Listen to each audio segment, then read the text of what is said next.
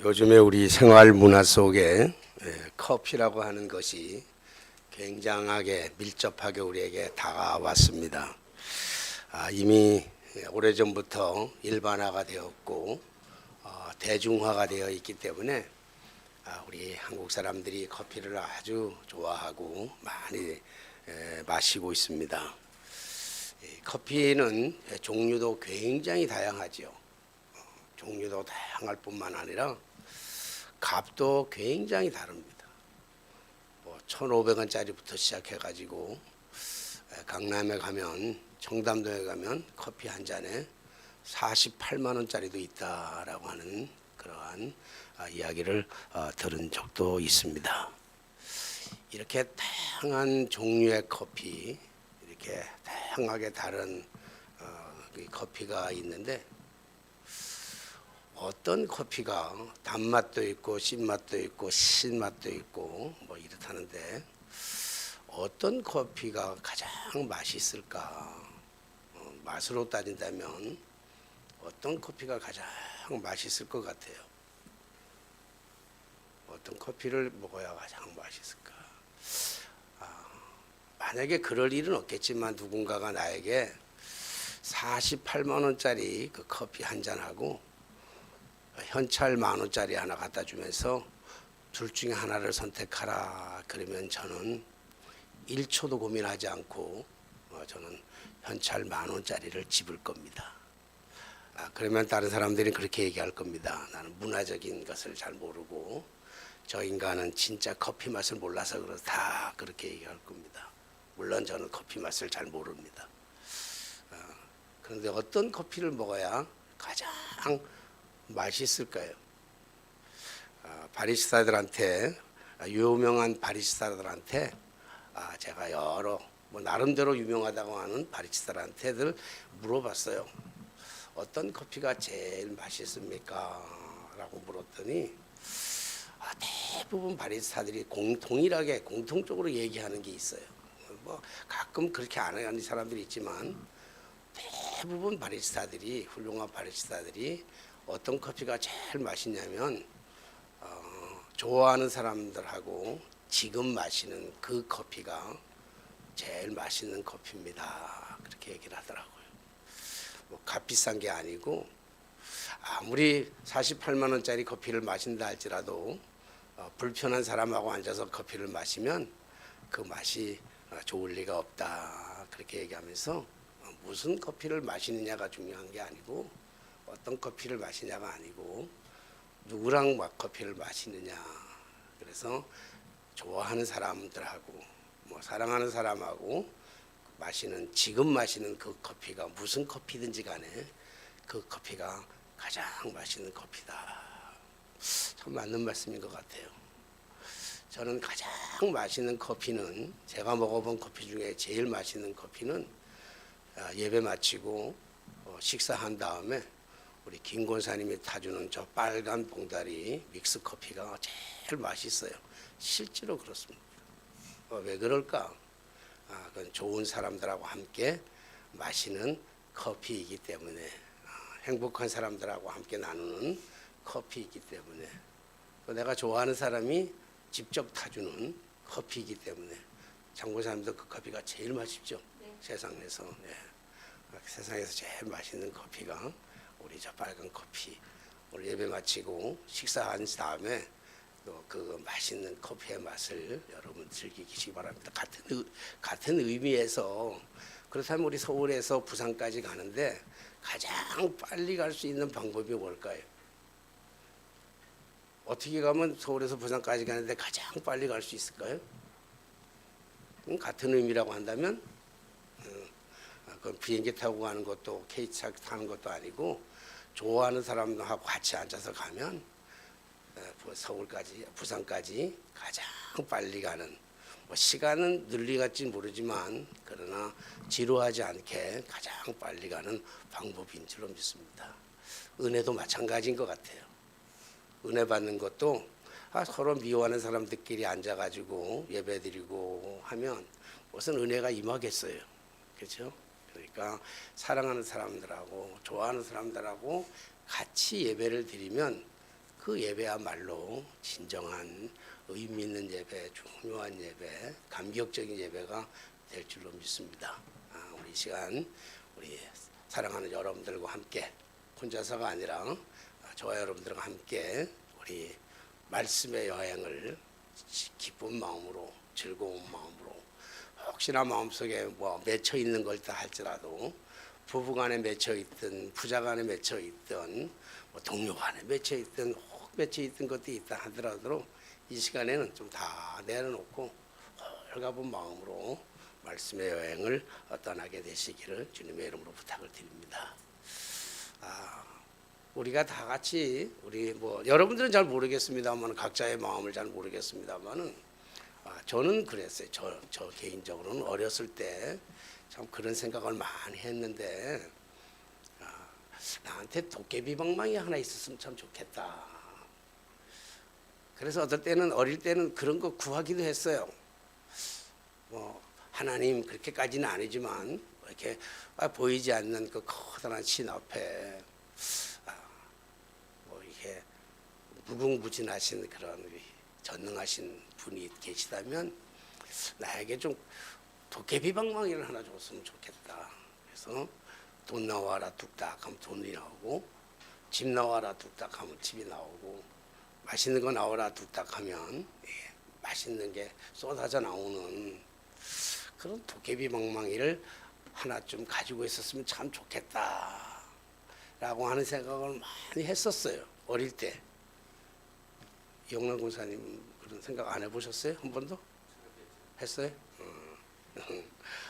다 우리 어릴 때 동심의 세계를 돌아가면 도깨비 방망이 하나 좀 있었으면 참 좋겠고 그 다음에 요술 램프가 하나 있어가지고 진이가 나 좀 억울한 일이 있는 거 정말 억울한 일이 참 많잖아요. 근데 힘이 약해가지고 그 이겨낼 수가 없어.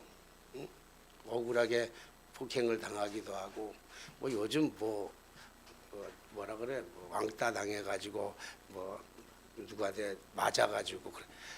옛날에는요 수도 없이 맞았어요. 요즘은 살기 좋은 세상이라서 그렇죠. 선생님한테도 수도 없이 맞았고요. 힘센 친구들한테도 수도 없이 맞으면 살아가는데도 그게 그 맞으면 맞나 보다고 살았지 그게 무슨 억울하다고 뭐 그걸 뭐 신고하거나 이런 건 없었어요. 그런데 그냥 맞고 살아가면서도 내가 노수 램페가 있어가지고 진이가 나타나서 모든 것들을 다 무찌렀으면 좋겠다 이런 생각을 했어요. 그러다가 60년대 70년대 들어오면서 한국 교회 안에 그 도깨비 방망이가 하나 생겨났습니다. 도깨비 방망이가 교회마다 가족마다 개인마다 다 도깨비 방망이 하나씩을 다 가지고 있었죠. 그게 뭐냐면 오늘 말씀처럼 내게 능력 주시는 자 안에서 내가 모든 것을 할 수 있느니라. 내게 능력 주시는 자 안에서 내게 능력 주시는 자가 도깨비 방망이가 되었어요. 그래서 내게 능력 주시는 자 안에서는 내가 모든 것을 할 수 있다. 그래서 교회마다 그리고 가정마다 아마 그런 그 표구가 가정마다 다 있었을 거예요. 적극적 사고방식, 긍정적 사고방식. 이것이 한국 교회를 나름대로 부흥시키는 데는 큰 요인이 된 것도 사실이에요.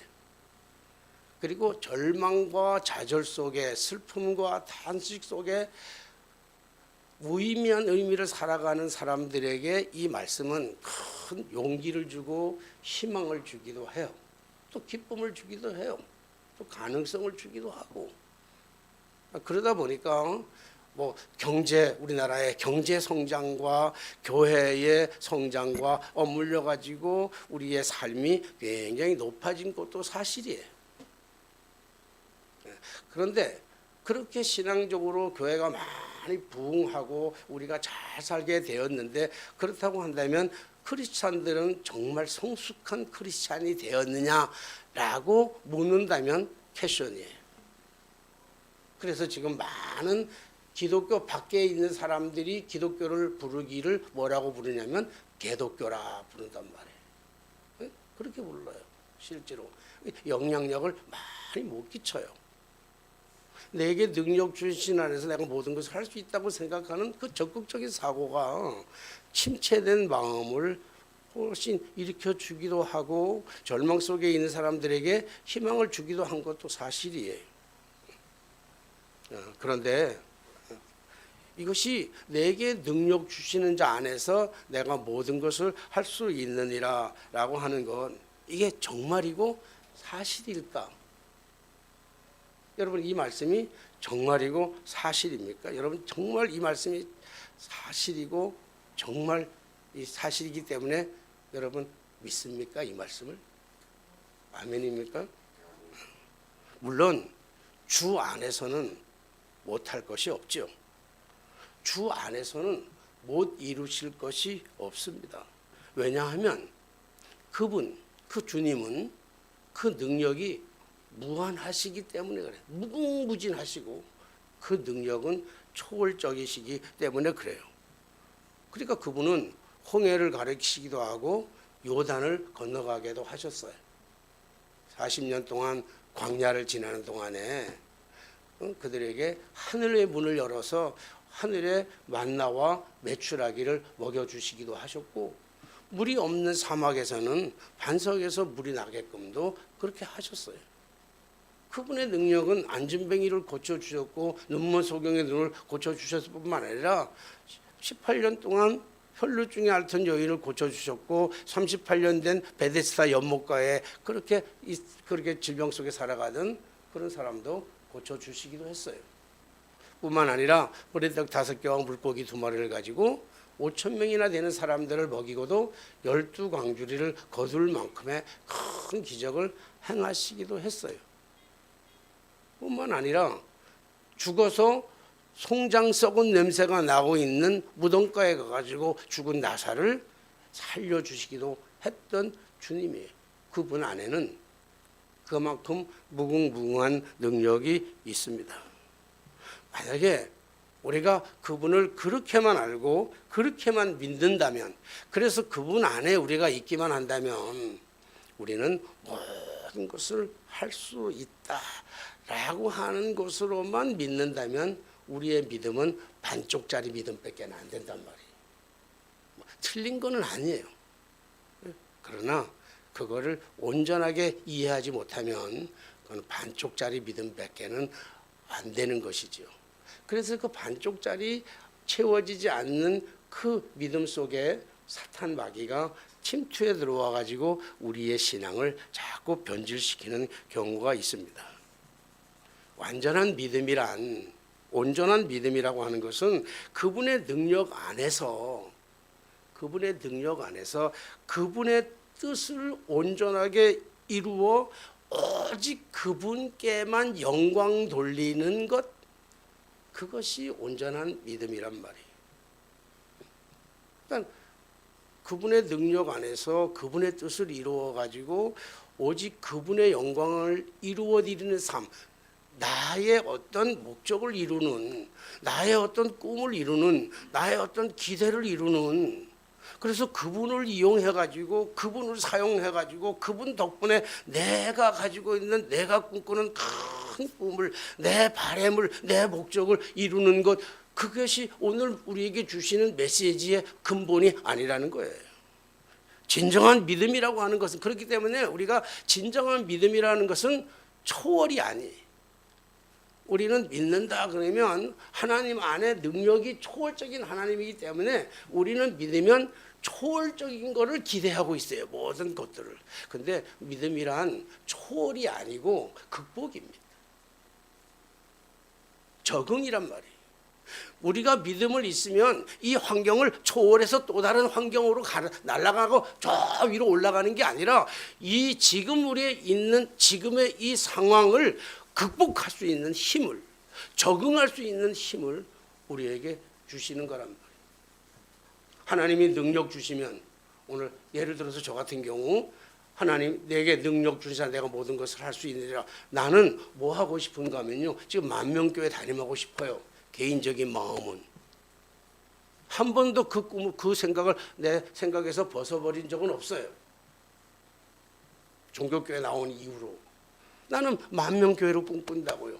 근데 내게 능력 주시는 자 안에서 내가 모든 것을 할 수 있다라고 생각한다면 내가 오늘 파고다교회에서 만명교회 담임으로 갈 수 있느냔 말이에요. 내가 가야 되느냔 말이에요. 그게 가야 되잖아요. 내게 능력 주자 내가 모든 것을 할 수 있다면 내가 지금 만명교회로 가는 게 당연한 거잖아요. 초월해야죠. 이 상황에서 이 분위기에서 초월해가지고 그렇게 가야 된단 말이에요. 근데 진정한 믿음이라는 것은 내게 능력 주는 자에서 내가 모든 것을 할 수 있는 것은 내가 이 교회에서 파고다 교회에서 벗어나가지고 만명교회로 가는 것이 그게 능력이 아니라 이 파고다 교회 안에서 내가 행복하게 즐겁게 보람있게 의미있게 목회할 수 있도록 하나님이 내게 힘을 주셔서 이것이 감격적으로 살아갈 수 있는 그 믿음이 진정한 믿음이라. 그래서 하나님께 영광 돌린다면 오늘 우리들이 예배를 드림으로 말미암아 이 모든 삶이 나의 삶이 여러분들의 삶이 하나님 앞에 영광이 되어 드린다고 한다면 그게 능력 주시는 자 안에서 모든 것을 할 수 있다라고 하는 것이죠. 한때 우리가 살아갈 때, 한때 저 살아갈 때 주님 없이도 얼마든지 살아갈 수 있었어요. 오히려 주님은 나에게 거추장스러운지도 몰랐어요. 주님 없이도 살아갈 수 있고요. 주님의 능력 안 믿어, 주님의 능력이 임하지 않아도 얼마든지 내일 해나갈 수 있어요. 아마 여러분들 그렇게 생각할런지도 몰라요. 그렇잖아요. 우리 꼭 주님이 있어야 돼요. 주님 없어도 내 힘으로도 얼마든지 살아갈 수 있다고 생각한다고요. 그런데 그분의 능력이 필요할 때가 있어요. 살아가다가 우리 살다가 그분의 능력이 꼭 필요할 때가 있어요. 근데 그분의 능력이 필요할 때 나는 모든 것을 할 수 있는 게 아니라 내 고백이 제 고백, 여러분 뭐 오해하지는 마시고 제 고백인데 그분의 능력이 필요할 때가 되면요 나는 아무것도 할 수가 없더라고요. 내게 능력 주는 자 안에서 내가 모든 것을 할 수 있는 이라가 아니라 난 이 말씀을 읽으면서 그렇게 읽혀지는 거예요. 내게 능력 주는 자 안에서 내가 모든 것을 할 수 있는 이라가 아니라 내게 능력 주시는 자 안에서 나는 아무것도 할 수 없었습니다. 이 고백이더라고요. 나는 아무것도 할 수 없더라고요. 그분이 하시더라고요. 나를 통해서 그분이 하시더라고요. 그래서 무엇을 이뤘다 할지라도 내가 드러낼 수가 없어. 내 자랑이 있을 수가 없어요. 내라는 얘기가 내가 나타날 수가 없더라고요. 주님의 능력이 필요한 그때는 항상 주님이 하셨더라고요. 내게 능력 주신 자 안에서 주님이 하셨습니다. 내게 능력 주신 자 안에서 내가 한 게 아니야. 내 꿈을 이룬 게 아니더라고요. 주님이 능력이 필요할 때는요 너무너무 힘들더라고요. 사도 바울의 고백이 바로 그런 고백입니다. 내게 능력 주신 자에서 내가 모든 것을 할 수 있다라고 얘기하는 그 13절만 띄워놓으면 그렇게 얘기가 되는데 뭐 다 알 것 같아. 마치 도깨비 방망이처럼 주님의 이름으로 뚝딱 하면 다 해결될 것 같이 생각되지만 11절부터 우리가 보면 그렇지 않단 말이에요. 뭐라고 얘기하면 내가 궁핍함으로 말하는 것이 아니라 어떠한 형편에서든지 나는 자족하기를 배웠노라. 어떠한 형편이 그러면 뭐라 그럽니까? 나는 비천에 처할 줄도 알고 풍부에 처할 줄도 알아. 모든 일 곧 배부름과 배고픔과 풍부와 궁핍에 처할 줄도 아는 일체의 비결을 모았노라. 어떠한 상황 속에서도 그것을 극복할 수 있는 힘과 능력을 자족으로 배웠다는 거예요.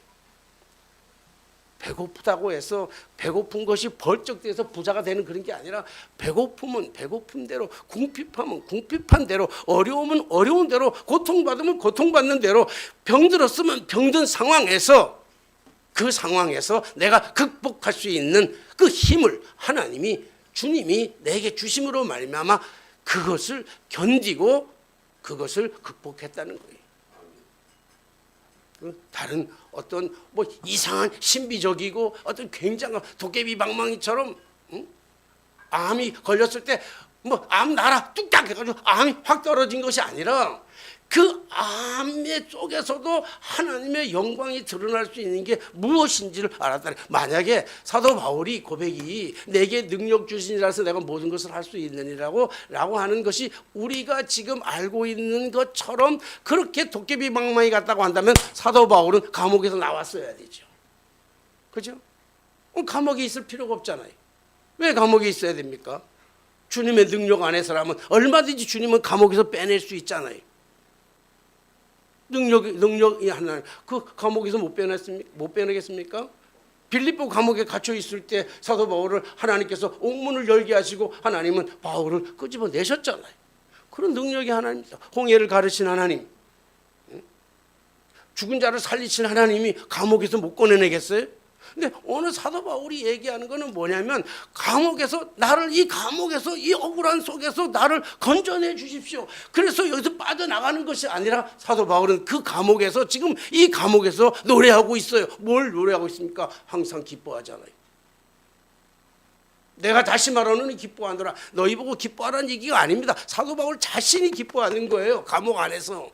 내가 이 감옥 안에서 이 현장 속에서 이 고통 속에서 어두침침한 속에서 내가 기뻐하는 거예요. 다시 말하니 기뻐한다는 거예요. 자기는. 그리고 모든 사람, 자기를 억울하게 했던 모든 사람들에게 관용을 베푸는 거예요. 그리고 얘기하잖아요. 지난주에 얘기했던 거잖아요. 아무것도 염려하지 말고 다만 모든 일에 기도와 간구로 너희 구할 것을 감사함으로 알아라. 자기 신앙 고백이에요. 염려거리가 있다면 감사하는 거예요. 오늘 이용남 권사님 찬양하기 전에 말씀하셨잖아요. 염려 대신에 감사하자고. 어려운 일이 있으면 어려운 것 때문에 불평하지 말고 감사하자고 그랬잖아요. 이게 내게 능력 주시는 자 안에서 할 수 있는 그 힘입니다. 어떻게 어려운 상황에서, 어떻게 불평할 상황에서, 어떻게 염려할 상황에서 염려 안 하고 감사할 수 있느냐고요. 안 된다고. 내가 내 힘으로 안 돼요. 하고 싶잖아요.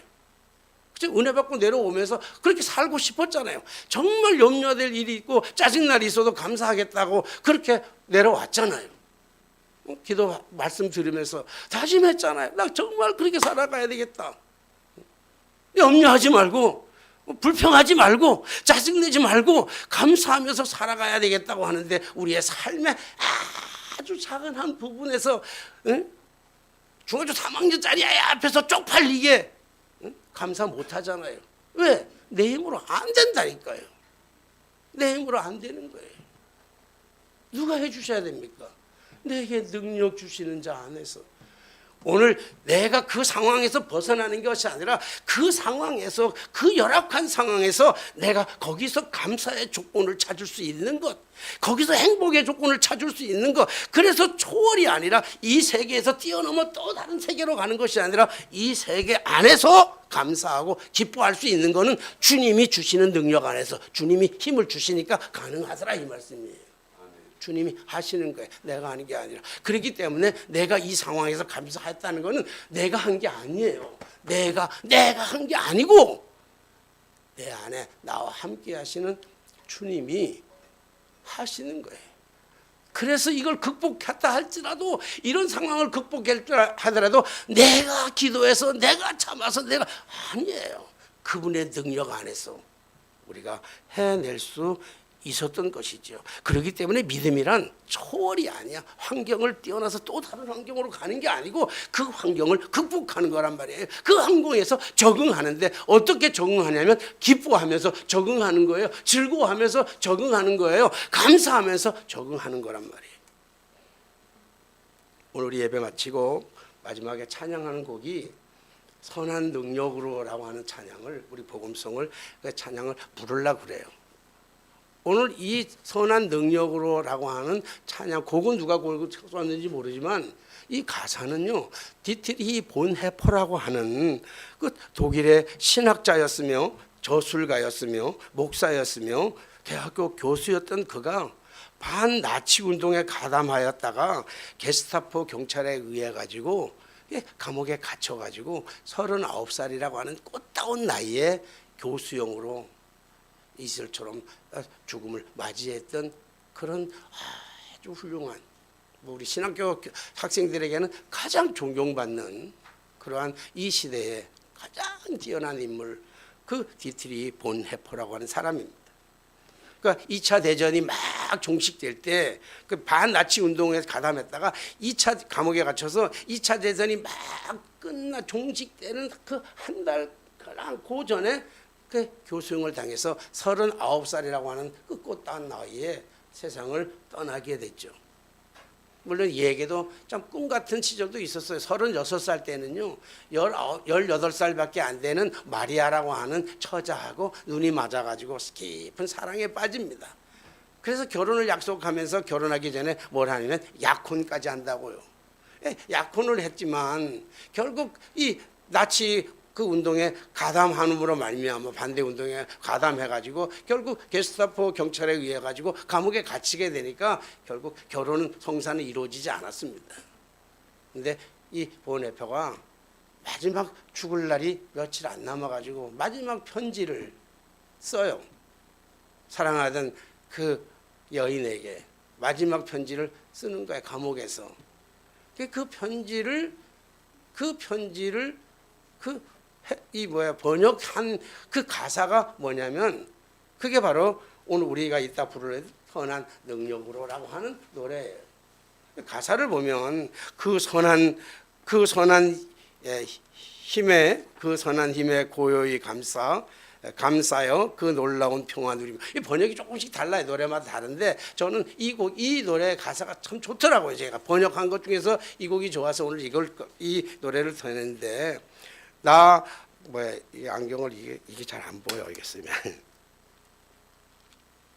나 선한 힘의 고요함에 감싸여 그 놀라운 평화를 누리며 나 그대들과 함께 걸어가네. 나 그대들과 한 해를 여네. 2절 지나간 허물 어두움의 날들이 무겁게 내 영혼을 짓눌러도 오 주여 우리를 외면하지 마시고 약속의 구원을 이루소서. 주께서 밝히신 작은 촛불이 어두움을 해치고 타오르네. 그 빛에 우리 모두 하나 되어 온 누리에 비치게 하소서. 이 고요함이 깊어 번져갈 때 저 가슴 벅찬 노래 들리네. 다시 하나가 되게 이끄소서. 당신의 빛나는 이 밤 그 선함이 우리를 감싸시니 믿음으로 일어날 일 기대하네. 주 안에서 언제나 우리와 함께 계셔서 하루하루가 늘 새로워. 이 번역 중에 맨 마지막 이 번역 하루하루가 늘 새로워. 여러분 이 감옥 속에서 이 처형할 날이 얼마 남지 않은 이 사람이 이 주님 내게 능력 주셔서 내가 모든 것을 할 수 있느라고 하는 이 메시지 속에요. 이 디트리티 보네포는요 한 번도 이 감옥에서 나를 풀어나게 해달라는 기도를 안 한다고요. 다른 세계에 가가지고 좀 편안하게 살 수 있도록 나를 도와달라는 기도가 아니잖아요. 이 감옥 안에서 평화를 누리고 기쁨을 누리고 소망을 누리고 이 감옥 안에서도 그래서 매일매일 맞이하는 그 하루하루가 늘 새롭다는 거 아닙니까? 내게 능력 주는 자 안에서 도깨비 방망이처럼 말이죠. 우리가 하나님 앞에 기도하면 모든 환경이 바뀌어질 거라고 하는 그런 차원이 아니잖아요. 비슷한 이야기이긴 하지만요. 제가 몇 주 전에 한 2, 3주 전에 우리 고등학교 때 같이 신앙생활을 하던 우리 여자친구 애들이 갑자기 나한테 만나러 왔어요. 우리 같이 고등학교 때 같이 학생회 하던 애들인데 이제 걔들이 다 나이 70이잖아요. 한 애는 저 미얀마에 가가지고 산대요. 미얀마에 살다가 잠깐 휴가 왔다가 여기 속초에 왔다가 자기 고향이 속초니까 속초 왔다가 그리고 속초에서 있는 또 다른 여자친구랑 같이 남대문 시장에 옷 몇 가지 사려고 남대문 시장 왔다가 남대문 시장 왔으니까 여기 우리 교회가 얼마 안 머니까 전화해서 잠깐 남는 시간에 얼굴이나 보고 가려고 전화를 했어요. 그래 오라 그랬어. 거의 40년도 넘죠. 만난 지가 오라 그래서 앉아서 우리 집사람하고 4명이 앉아서 차를 마시면서 이런 얘기하면서 살아온 얘기들을 쭉 얘기를 해요. 미얀마에 가서 어떻게 사는 얘기라고 하는 거 이러는데 그 중에 한 친구가 나이가 70인데 요양보호사 자격증을 따가지고 요양보호사 할머니들을 돌본대요. 할머니를 돌보는데 할머니 자기도 70인데 80, 90대 노인들을 돌보는 그런 요양사인데 그 말하면서 무슨 얘기를 하면 다 얼굴이 밝아.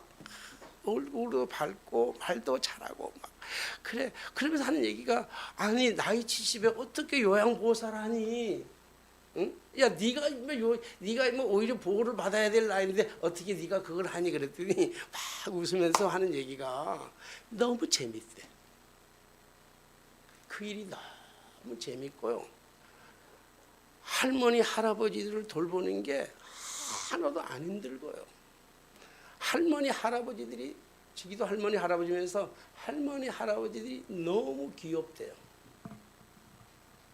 그리고 하는 말이 뭐냐면 똥이 하나도 더럽게 생각되지 않는데, 응? 그래서 지금 하고 있는 일이 너무 행복한데 그 다음에 하는 말이 중요해요. 나보다 1년 후배라서 오빠라 그래. 오빠. 근데 이거 절대로 내 힘으로 하는 거 아니에요. 내 힘으로 절대 그 노인네들 어떻게 그를 부축해서 침대에서 일으키고 내 힘으로는 절대 못해요. 하나님의 은혜고요. 하나님이 능력을 주셨기 때문에 그래요. 여러분 내게 능력 주신 해서 내가 모든 것을 할 수 있다라고 하는 반쪽짜리 신앙, 반쪽짜리 믿음이라면 그 친구는요 이렇게 기도해야 돼요. 이 상황에서 벗어나게 하여 주옵소서. 왜 내가 70대 나이에 돼가지고 내가 호강하며 살아가야 되고 자식들한테 보호받아며 살아가며 내가 여행하며 살아가야 되는데 내가 그런 환경으로 바꾸어 주십시오. 주님 능력 주시면 난 얼마든지 그렇게 살아갈 수 있습니다라고 고백해야 돼요. 근데 그 친구는 오빠 내 힘 다 닿는 그날까지, 내 힘이 닿는 그날까지 난 이 일 할 겁니다. 왜? 주님이 능력 주시는 안에서, 주님이 능력 주시기 때문에. 목사인 내가 부끄럽더라고요. 근데 너무 놀라운 거는요, 남대문시장에서 옷을 샀어. 보따리가, 비닐이 보따리가 한 이만한데 옆에 있는 미얀마에 사는 걔가 그 보따리를 다 들고 가. 반반 나눠서 들고 가면 좋겠구만. 옷은 반반이 자기 거 서로 다른데. 근데 들고 나가다가 저 엘리베이터 앞에서 얘가 깜짝 내 짐 그러는 거야. 그 요양보호사라는 애가 내 짐. 야 경순아 내 짐 어디 갔지? 그랬더니 야 네 짐 이 보따리 안에 있잖아. 그러면서 하는 말이 왜 그 보따리를 경순이가 들고 가냐고요. 그러니까 그 요양보호사는 애가 뭐라면 오빠 나 저것들 힘 없어 그러더라. 여러분 자기가 산 자기 옷 보따리를 들 힘이 없대요. 못 든대요. 그게 지금 걔가 살아가는 삶의 정황의 자리예요. 근데 이거는 못 드는데 힘이 없어서 이 옷가지를 내가 못 드는데 하나님이 내게 능력을 주시니까 기쁨과 감격과 희망 속에서 그 노인네들을 벌떡벌떡 일으킨다는 거예요. 그게 내게 능력 주시는 안에서 내게 모든 것을 할 수 있는 거죠. 환경을 확 바꿔주는 게 아니란 말이에요. 대단한 환경이 아니란 말이에요. 도깨비 방망이처럼 뭐 대단한 게 뭐 신비한 능력이 나타나는 게 아니란 말이에요.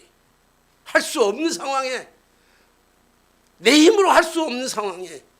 그래서 제가 내 힘으로 할 수 없는 일들이 너무 많을 때마다 주여 도와주옵소서. 그러면 주님은 나를 뽑아서 다른 환경으로 보내는 것이 아니라 그 환경을 이길 수 있는 힘을 주시더라고요. 그래서 믿음이란 초월이 아니고 극복이란 말이에요. 적응인 거예요. 우리가 너무너무 잘하는 거 있잖아요. 너무너무 잘하는 거는 뭡니까? 우리 예수님이잖아요. 예수님. 너무너무 잘하는 것. 이런 일들로 통해서 너무너무 예수 그리스도는요. 능력 그 자체였어요. 예수님은 능력이 필요하신 분이 아니라 능력 자체라고요. 모든 것을 할 수 있는 분이셨어요. 창조의 하나님이라고 말이에요. 그 주님은 모든 것을 할 수 있잖아요. 그래서 주님은요 십자가에서 얼마든지 내려와 가지고 자기를 괴롭히는 모든 이 원수 같은 인간들을 다 죽일 수 있어요. 그렇잖아요. 능력이 있는 분이에요. 얼마든지 십자가에서 내려올 수 있는 분이에요. 내게 능력 주신 자서 능력 가진 친분이 왜 십자가에서 못 내려오겠어요? 그까지 그 십자가에서 몸 내려와 가지고 그까지 그 미운 것들 다 죽일 수 없었겠어요? 로마 병정이고 바리새인이고 서기관들이고 자기를 그 십자가에 내몰았던 것들을 다 죽일 수 있잖아요. 그런데 주님은 그 어디에 한마디도 주여 내게 능력 주셔서, 하나님 아버지 내게 능력 주셔서 내가 이 십자가에 내려가서 저 인간들을 내가 원수 같게 하여 주옵소서 기도 하나도 없어요. 내게 능력 주신 안에서 십자가를 묵묵히 져야 했던 것이 주님의 사명이고 그것이 주님의 능력이었던 것이죠. 사랑하신 여러분, 혹시 오늘 살아가다가 힘드십니까? 살아가는 게 너무 힘드십니까? 여러분들을 주변에 있는 여러분들의 환경이 너무 힘들게 하십니까? 너무 억울합니까? 정말 너무 억울해요. 그렇다면 그분의 그 능력 주시는 자 안에서, 여러분, 능력 주시는 자 안에서 환경이 바뀌는 것이 아니라 능력 주시는 자 안에서 이 환경을 능히 극복할 수 있는 힘을, 이 똑같은 환경에서 염려할 상황에서 감사의 조건으로, 기쁨의 조건으로, 분노의 상황에서, 절망의 상황에서 희망을 노래할 수 있는 그 힘을 우리 주님이 우리에게 부어주시리라고 우리는 믿습니다. 그러므로 믿음은 초자연적인 초월이 아닌, 믿음은 지금 우리의 환경 속에서 그 환경을 극복하는 그 힘, 적응하는 그 힘. 그래서 이 상황이 어떤 상황이라 할지라도 그 상황을 하나님께 감사하고 주님께 감사하고 이것을 잘 감당해서 주님의 영광을 돌릴 수 있도록. 그러면 하나님은 하나님 방법으로 옮기게 할 거면 옮기게 하실 것이고 낫게 하실 거면 낫게 하실 거예요. 하나님은 능력이 하나님이기 때문에. 그러나 옮기기 전에, 병이 낫기 전에, 문제가 해결되기 전에 우리의 환경 이 자체를 이길 수 있는, 극복할 수 있는, 적응할 수 있는, 여러분, 그 힘이 오늘 주님이 우리에게 주시는 능력임을 믿고 믿음 안에서 진정한 믿음, 온전한 믿음, 믿음의 완성체를 이루고 살아가는 저 여러분의 삶이 되게 되시기를 주님의 이름으로 축복합니다. 기도하겠습니다. 늘 우리와 동행하시며 우리에게 항상 좋은 것을 주시기를 기뻐하시는 전능하신 하나님 아버지, 우리가 살아가면서 때때로 억울한 일을 당하기도 하고 절망스러운 일을 당한다 할지라도 주님 능력 주시는 자 안에서 이 모든 것을 감당하고 능히 이겨나갈 수 있는 힘 또한 허락하여 주시사 염려 대신에 감사, 절망 대신에 희망을 그렇게 노래할 수 있는 저희 모두가 되게 하여 주시옵소서. 믿음으로 환경을 단순히 초월하는 것만이 아니라 이 환경 속에서 이 환경을 극복할 수 있는 100% 온전한 믿음을 저희들이 갖게 하여 주옵소서. 예수 그리스도의 이름으로 기도하옵나이다. 아멘. 찬송가 50장 부르시면